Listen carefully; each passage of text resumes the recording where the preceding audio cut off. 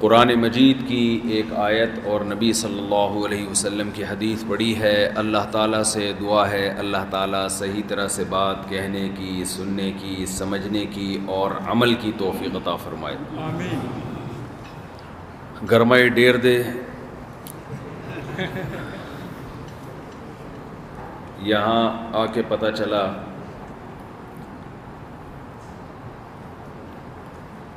میں بھائی سے پوچھ رہا تھا کہ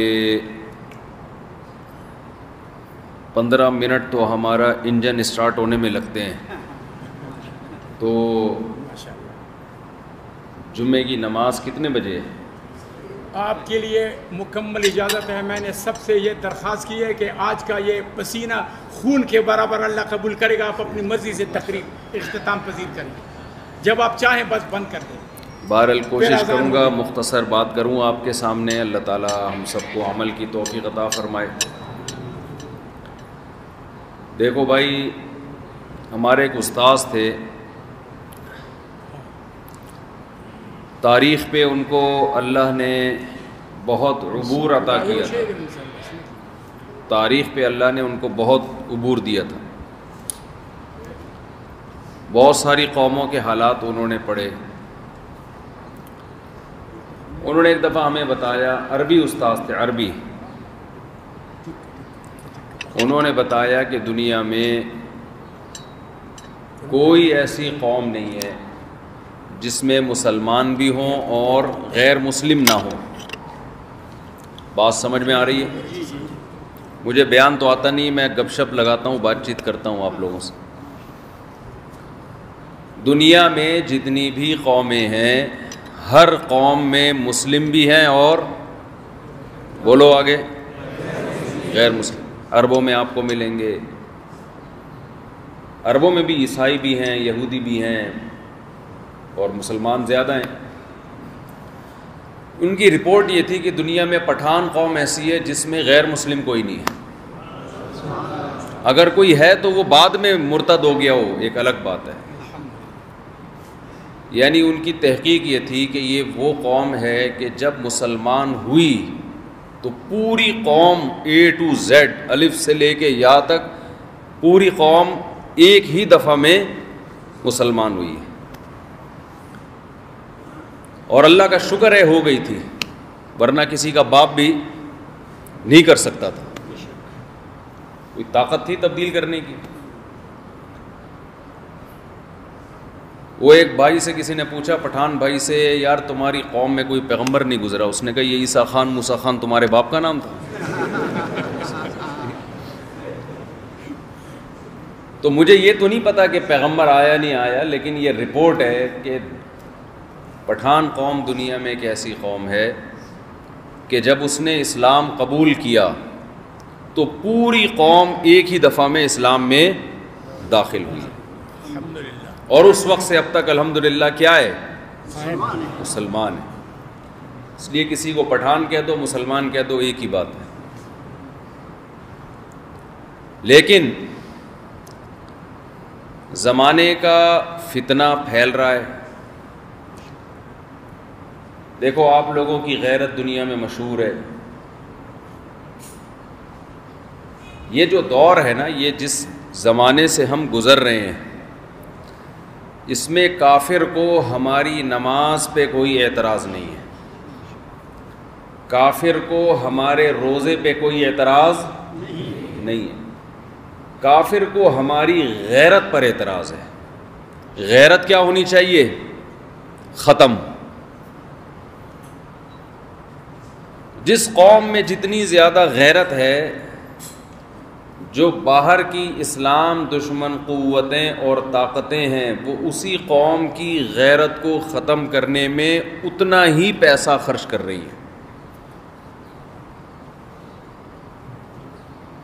غیرت کیسے ختم ہوتی ہے؟ بے پردگی سے۔ اسکول، کالج، یونیورسٹیوں میں کو ایجوکیشن سے لڑکا لڑکی ساتھ بیٹھیں، بیٹی جب گھر سے نکلے تو باپ کو بتانے کی ضرورت نہ ہو، موبائل پہ جب کسی سے دوستی لگائے تو کوئی اس سے پوچھنے والا نہ ہو، جس قوم میں یہ بے حیائی پھیل جائے وہ قوم غیرت مند نہیں رہتی۔ غیرت کا ایک صحیح استعمال ہے، ایک غلط استعمال ہے۔ عرب بڑے غیرت مند تھے، تبھی اللہ تعالیٰ نے اس قوم کے لیے اپنے حبیب محمد صلی اللہ علیہ وسلم کو منتخب کیا۔ اللہ نے آخری نبی جس قوم میں بھیجا، کیونکہ محمد صلی اللہ علیہ وسلم کے بعد کسی پیغمبر نے نہیں آنا تھا، تو اللہ نے ایسی قوم کا انتخاب کیا جو اس وقت غیرت میں سب سے اعلیٰ مقام پر تھی۔ اللہ نے موسیٰ علیہ السلام کو بنی اسرائیل کے پاس بھیجا، کیونکہ موسیٰ علیہ السلام آخری نبی نہیں تھے۔ بنی اسرائیل نالائق قوم تھی، احسان فراموش۔ بتاؤ، احسان کا بدلہ دینا یہ غیرت ہے یا احسان فراموشی غیرت ہے؟ احسان کا بدلہ دینا۔ موسیٰ علیہ السلام نے اتنے احسانات کیے، اتنے احسانات، فرعون غرق ہوا موسیٰ علیہ السلام کی وجہ سے۔ فرعون ہزاروں بچوں کو قتل کر دیا کرتا تھا، اللہ نے موسیٰ کے ذریعے بنی اسرائیل کو اس عذاب سے نجات دی، سارا کام ہو گیا۔ پھر جب موسیٰ علیہ السلام کو ضرورت پڑی بنی اسرائیل کی، اپنی قوم کی، کہا کہ چلو مجھے لڑائی کے لیے افراد چاہیے، قوم سے لڑنا، ایک قوم ہے کافروں کی، اس سے لڑنا ہے، تو بنی اسرائیل نے کیا کہا؟ اذهب انت وربک فقاتلا انا ہاہنا قاعدون، اے موسیٰ تو جا اور تیرا رب جا، دونوں جا کے لڑو، ہم ادھر بیٹھے دیکھ رہے ہیں۔ یہ غیرت والا کام کیا یا بے غیرتی والا؟ ایک نمبر کی بے غیرتی تھی کہ نہیں تھی؟ موسیٰ علیہ السلام کو اتنا ستایا، اتنا ستایا، اتنے معجزے اپنی آنکھوں سے دیکھے۔ پھر جب موسیٰ علیہ السلام تورات لے کر آنے لگے تو کہنے لگے کہ جب تک ہم خود جا کے اللہ کو اپنی آنکھوں سے نہیں دیکھیں گے اس وقت تک آپ پر ایمان نہیں لائیں گے۔ یہ غیرت والا کام کیا یا بے غیرتی والا؟ لیکن اللہ نے محمد صلی اللہ علیہ وسلم کو جس قوم میں بھیجا، جن کو عرب کہا جاتا ہے، وہ غیرت کے اعلیٰ معیار پر تھے۔ کیوں؟ اللہ تعالیٰ نے محمد صلی اللہ علیہ وسلم کے بعد کسی پیغمبر کو نہیں بھیجنا تھا، تو ایسی قوم کو نبی کے بعد کھڑا کرنا تھا جو غیرت مند ہو، جو اللہ کے دین کی دعوت کو پوری دنیا میں قربانیاں دے کے پھیلا دے، جو احسان کا بدلہ دے، احسان فراموش نہ ہو۔ بڑے غیرت مند تھے، لیکن ان کی غیرت اسلام نہ آنے سے غلط استعمال ہو رہی تھی۔ وہ غلط کیا استعمال ہو رہی تھی؟ وہ اپنی بیٹی کو زندہ دفن کر دیتے تھے کہ ہم کسی کو داماد کیوں بنائیں۔ وہ ذرا ذرا سی بات پہ قتل کر دیا کرتے تھے۔ یہ غیرت کا صحیح استعمال تھا یا غلط استعمال تھا؟ جس میں غیرت نہیں ہوتی نا، وہ تو استعمال ہی نہیں ہوتا نا۔ جب غیرت ہی نہیں ہے تو استعمال غیرت کا کہاں ہوگا؟ وہ میں اکثر ایک واقعہ سناتا ہوں، امام صاحب ناراض نہ ہو، تھوڑا سا میں چٹکلے سناتا رہتا ہوں۔ نہیں، اجازت ہے، سب لوگ اس انتظار میں ہیں کہ وہ چٹکلے سن لیں۔ جب غیرت نہ ہو نا پھر یہ ہوتا ہے جو بھی بتا رہا ہوں۔ وہ ایک آدمی گیا نا کسی ملک میں، غیر مسلم میں، جو انگریزوں کے تو آپ کو پتہ ہے ترقی بہت ہے، غیرت بیرت کیا ہو گئی ہے، ختم۔ تو یہاں سے ایک آدمی گیا، پشاور سے، کوئٹہ سے، کراچی سے، کہیں سے چلا گیا ہوگا بیچارہ۔ اس نے انگریز کو جا کے بتایا ہم لوگوں میں بڑا غیرت ہے۔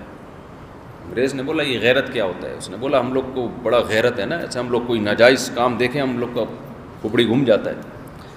انگریز نے بولا یہ غیرت تو ہم لوگوں میں بھی ہے۔ پاکستانی نے بولا یار کوئی واقعہ سنا دو غیرت کا، تمہارے اندر کیسے ہے؟ اس نے کہا کہ ہم نے اپنی بیٹی کو دیکھا ایک آدمی کے ساتھ پارک میں بیٹھا ہوا ہے، ہمارے کو اتنا غصہ آیا، اتنا غیرت آیا۔ تو اس پٹھان بھائی نے بولا پھر تو نے کیا کیا؟ اس نے کہا ہم نے بولا اس دفعہ تو برداشت کر لیا، اگلی دفعہ برداشت نہیں کرے گا۔ بولا اچھا بھائی تو بڑا غیرت ہے۔ کہہ رہا پھر ہم نے دوبارہ اس کو دیکھا، اپنی بیٹی کو دیکھا کسی غیر مرد کے ساتھ پارک میں گھوم رہے، پھر ہمیں بڑا غیرت آیا۔ پٹھان بھائی نے پوچھا اب تو کیا کیا تو نے غیرت؟ اس نے بولا، ہم نے بولا اس دفعہ تو برداشت کر لیا، اگلی دفعہ برداشت نہیں کرے گا۔ اس نے بولا بھائی یہ کون سا غیرت ہے یار؟ اس نے کہا وہ پھر ہم نے اس کو دیکھا اپنے گھر میں، دیکھا صوفے پہ، اپنے گھر میں اپنے صوفے پہ دیکھا غیر مرد کے ساتھ اپنی بیٹی کو۔ اب اس کو غصہ آیا نا، اس نے بولا پھر تو نے کیا کیا؟ کہہ رہا ہے اب ہم نے بولا 2 دفعہ معاف کر دیا، اب تیسری دفعہ معاف نہیں کرے گا۔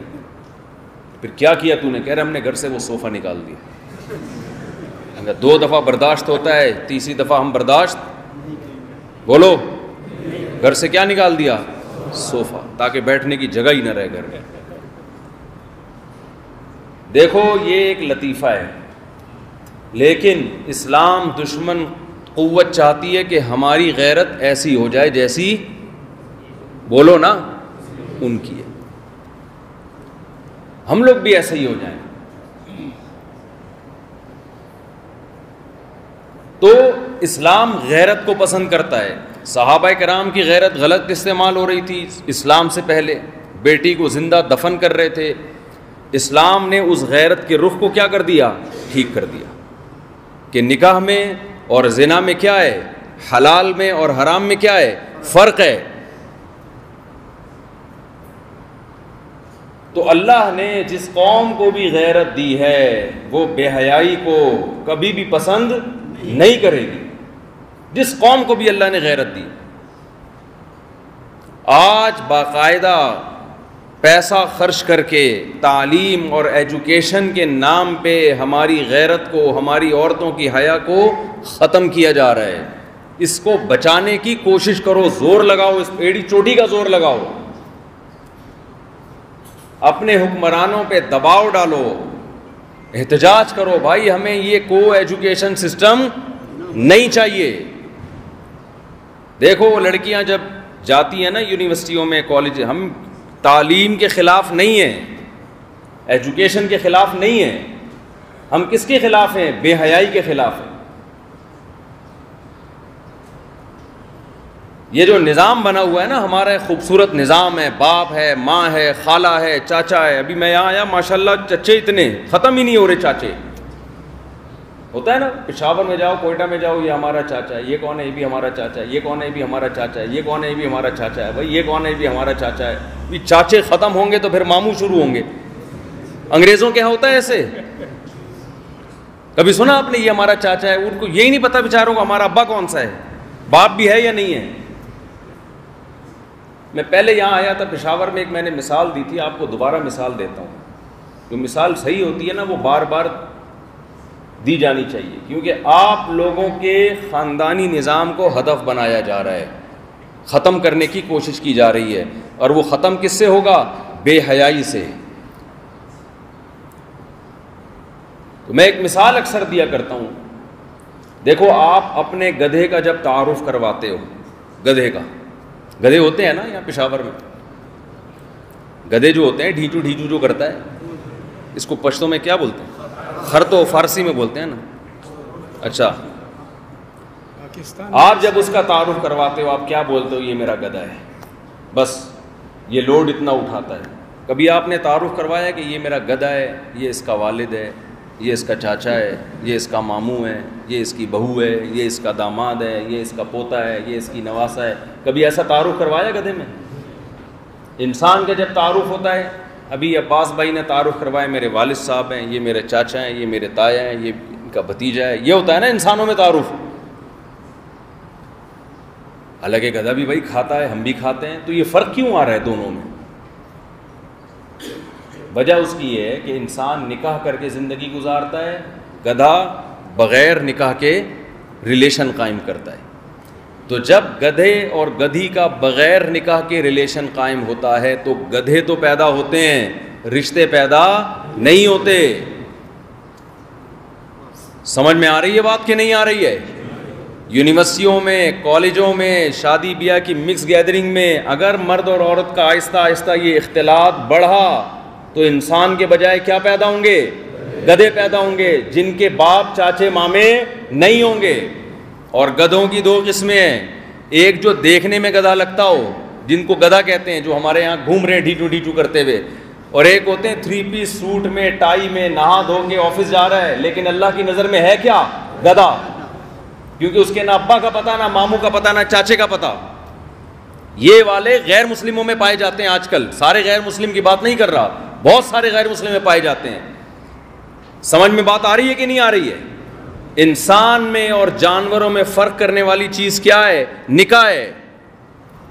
تو بے حیائی کو روکنے کے لیے, بےہودگی اور خاندانی نظام جو تباہ ہو رہا ہے, اس کو روکنے کے لیے اللہ اس کے رسول نے کس چیز کو ترقی دینے کا حکم دیا؟ نکاح کو. تو آپ اگر چاہتے ہو نا یہ خاندانی نظام برقرار رہے, اور اللہ بھی یہ چاہتا ہے, یصلون ما امر اللہ بہ ان یوصل. قرآن کہتا ہے کہ اللہ نے اہل جنت کی جو صفات بیان کی ہیں ان میں رشتہ داری کا جوڑنا ہے, رشتہ داری کو پہچاننا ہے. اگر رشتے ناطے ختم ہو گئے تو انسان میں اور جانوروں میں فرق ختم ہو جاتا ہے.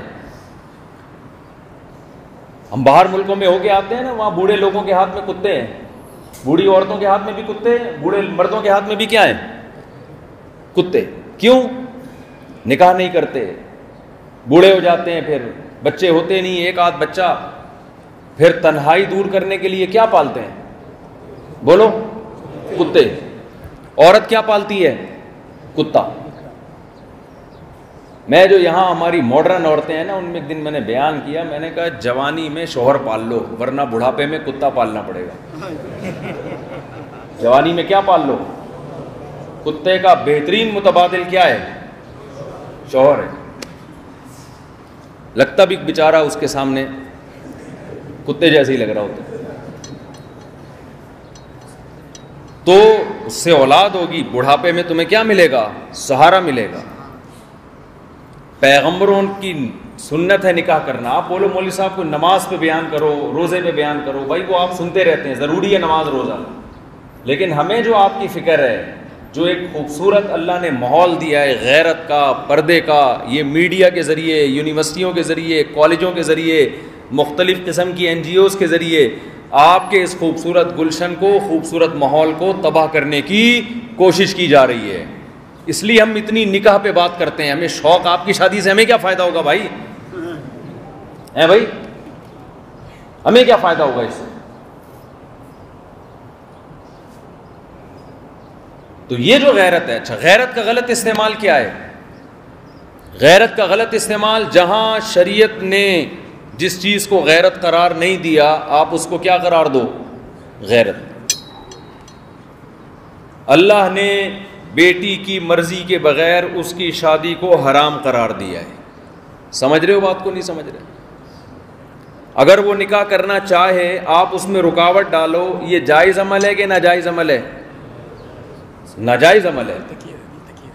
تو غیرت شریعت کی حدود کے اندر اندر رہنی چاہیے. دوسری بات, وقت چونکہ تھوڑا ہے, میں آپ سے ایک اور بات عرض کروں گا. دیکھو یہ دور ہے فرقہ واریت کا. آج جب کوئی دین پہ چلنے کی کوشش کرتا ہے, سب سے بڑا سوال ہوتا ہے کون سا والا اسلام؟ کتنے سارے فرقے ہیں, تو ہم کون سے والے اسلام پہ چلیں؟ یہ سوال ہوتا ہے کہ نہیں ہوتا؟ قرآن و حدیث کے نام پہ مختلف قسم کے اسکالرز آ رہے ہیں, مختلف قسم کے مذہبی چینل کھل رہے ہیں. کوئی کہہ رہا ہے ایسے نماز پڑھو, کوئی کہہ رہا ہے ایسے نہیں ہوتی, ایسے ہوتی ہے, کوئی کہہ رہا ہے ویسے ہوتی ہے. بہت سارے فرقے ہیں. تو میں آپ سے ایک بات عرض کروں گا کہ پشاور میں اسلام آج آیا ہے یا 1200 سال پہلے آیا تھا؟ آپ پشاور کی تاریخ اٹھا کے دیکھو, 1200 سال پہلے اسلام آیا تھا. جو اسلام 1200 سال پہلے آیا تھا نا, آج آپ اس اسلام کو فالو کر رہے ہو.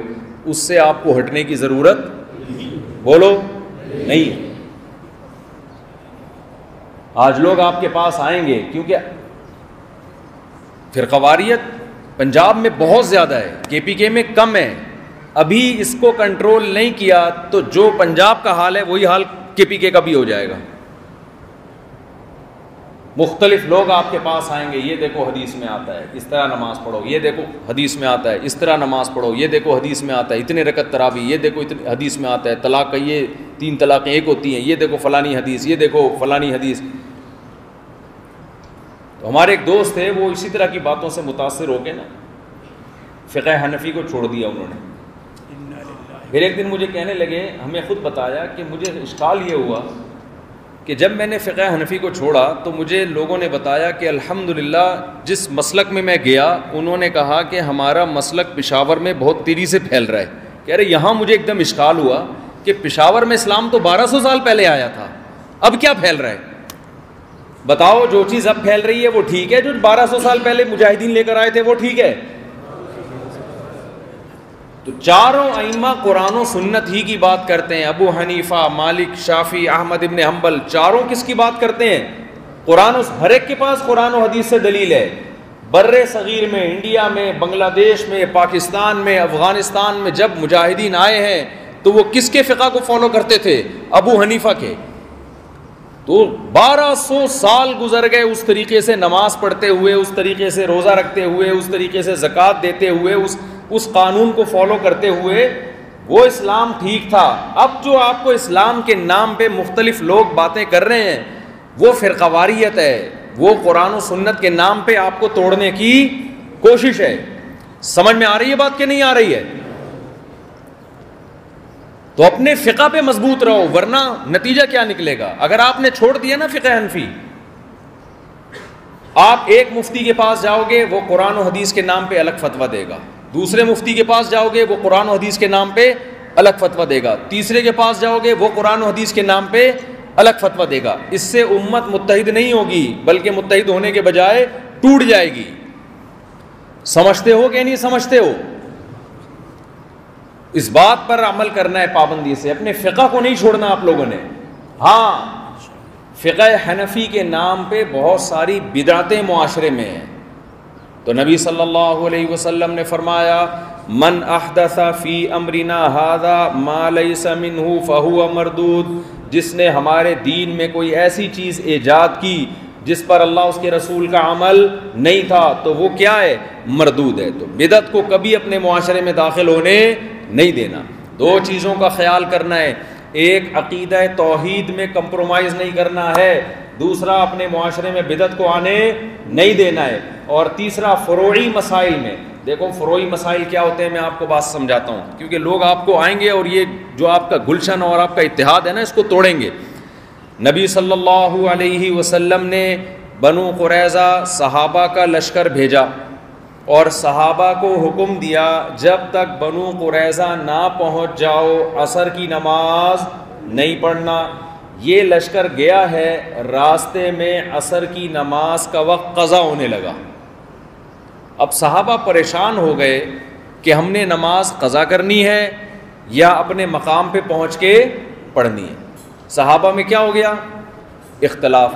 نبی کی بات کو سمجھنے میں اختلاف ہو گیا. بعض صحابہ نے کہا کہ نبی صلی اللہ علیہ وسلم کا حکم ہے کہ بنو قریظہ پہنچے بغیر نماز نہیں پڑھنی، لہذا ہم ہر قیمت پہ بنو قریظہ پہنچیں گے چاہے عصر کی نماز قضا ہو جائے. دوسرے صحابہ نے کہا کہ نہیں، ہمیں نبی صلی اللہ علیہ وسلم نے جو عصر کی نماز وقت کا حکم دیا وہ اس لیے کہ آپ عالم الغیب نہیں ہیں، آپ کو کیا پتہ تھا کہ نماز قضا ہو جائے گی؟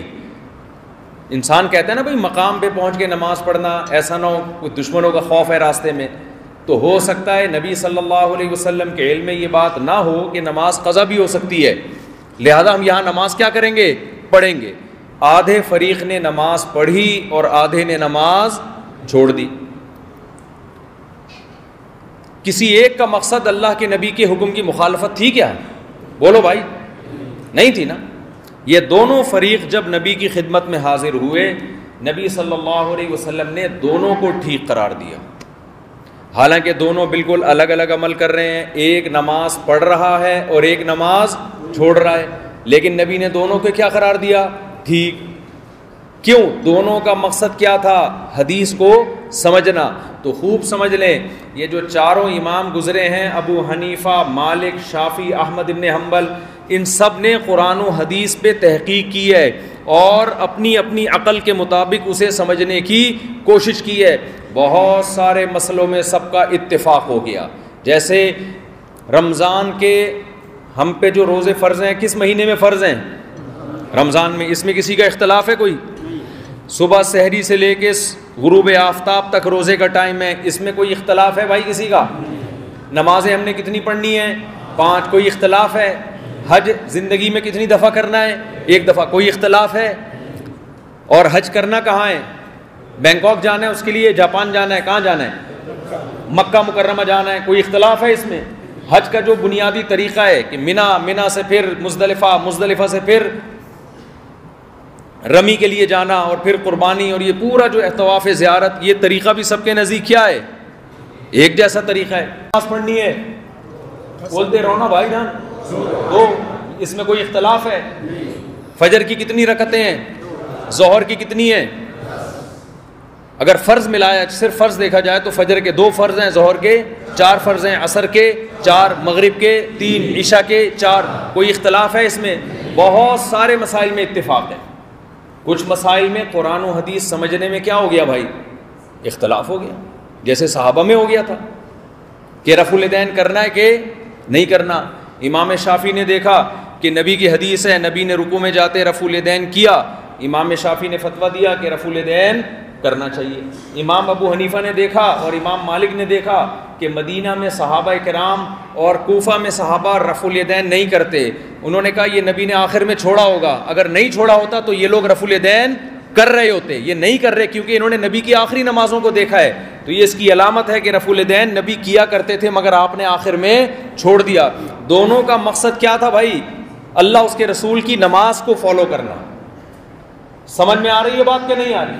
اب کوئی اٹھ کے کہے کہ جو یوں نماز پڑھتا ہے وہ نبی کا مخالف, اور کوئی کہے جو رفع الیدین نہیں کرتا وہ حدیث کا منکر. دونوں ایک نمبر کے جاہل ہیں. بات سمجھ میں آ رہی ہے کہ نہیں آ رہی ہے؟ دونوں کیا ایک نمبر کے کیا ہیں؟ جاہل. آپ نے کیا کرنا ہے؟ ایک فقہ کو فالو کرنا ہے اور دوسرے پہ طنز نہیں کرنا. اب سوال پیدا ہوتا ہے جب دونوں ٹھیک ہے تو ایک کو فالو کیوں کرنا ہے بھائی؟ جب چاروں مسلک ٹھیک ہیں تو ایک کے پیچھے کیوں چلنا ہے؟ ایک کے پیچھے اس لیے چلنا ہے کہ انسان خواہشات نفسانیہ کا غلام نہ بن جائے. رکھ دیں ادھر. اس کی میں آپ کو ایک مثال دیتا ہوں. قرآن مجید میں اللہ تعالیٰ نے فرمایا کہ وضو ٹوٹتا ہے, قضاء حاجت سے وضو ٹوٹ جاتا ہے, اور اللہ نے فرمایا اولا مستم النساء, تم نے عورت کو چھوا ہو, اس سے بھی کیا ہو جاتا ہے؟ وضو ٹوٹ جاتا ہے. بات آئی سمجھ میں؟ امام شافعی نے اس آیت سے نتیجہ نکالا کہ اللہ کہہ رہے ہیں تم نے عورت کو چھوا ہو تو وضو ٹوٹ جاتا ہے, لہذا وہ کہتے ہیں کسی عورت کو بھی, اپنی بچی کو بھی ہاتھ لگ گیا تو اس سے وضو کیا ہو جائے گا؟ ٹوٹ جائے گا. امام ابو حنیفہ نے کہا کہ نہیں, اس سے مقصد عورت کو ہاتھ لگانا نہیں ہے بلکہ زوجہ سے ہم بستری مراد ہے, کیونکہ قرآن پاکیزہ کلام ہے نا, وہ اشارہ اور کنایہ میں بات کرتا ہے, تو اس سے یہ نہیں ہوگا کہ ہاتھ لگانے سے وضو ٹوٹ جائے. مقصد کیا ہے؟ چھونے سے کیا مراد ہے؟ ہم بستری. اس لیے امام ابو حنیفہ نے کہا کہ عورت کو ہاتھ لگنے سے وضو نہیں ٹوٹتا. امام شافعی نے کہا عورت کو ہاتھ لگنے سے وضو ٹوٹ جاتا ہے. دوسرا اختلاف, امام شافعی نے کہا کہ جب جسم سے خون نکلتا ہے اس سے وضو بولو نہیں ٹوٹتا. امام ابو حنیفہ نے کہا جسم سے خون نکلنے سے وضو ٹوٹ جاتا ہے. سمجھ میں آ رہی ہے بات؟ دونوں کے پاس اپنے اپنے دلائل ہیں. اب ہم کہتے ہیں ایک فقہ کو فالو کرو. کیوں؟ اس کی وجہ یہ ہے کہ اس طرح آپ دین پہ چل نہیں سکتے اگر کبھی ادھر کبھی ادھر جاؤ گے. اب دیکھو, ایک آدمی نے وضو کیا, وضو کے بعد کسی بچی کو, لڑکی کو ہاتھ لگا لیا, اپنی بچی کو پیار کیا اس نے. اب کوئی شخص آ کے کہتا ہے کہ امام شافعی کی تحقیق یہ ہے اس سے وضو ٹوٹ جاتا ہے لہذا تمہارا وضو ٹوٹ گیا. آپ بولتے ہو کہ میں ابو حنیفہ کی رائے کو لیتا ہوں اس بارے میں پشاور میں پیدا ہوا ہوں, تو میں کس کی رائے کو فالو کروں گا؟ یہاں 1200 سال سے کس مجاہدین جو آئے نا اسلام لے کے وہ حنفی تھے سارے. محمود غزنوی کیا تھا؟ ٹیپو سلطان کیا تھا؟ جتنے آپ کو ملیں گے بڑے بڑے مجاہدین یہ سارے کیا تھے؟ حنفی تھے. تو لہذا میں ابو حنیفہ کی رائے کو فالو کروں گا. دونوں طرف دلائل ہیں لیکن میں کس کو فالو کروں گا؟ ابو حنیفہ کی رائے کو. لہذا میرا وضو نہیں ٹوٹا. تھوڑی دیر میں آپ کے جسم سے خون نکل گیا.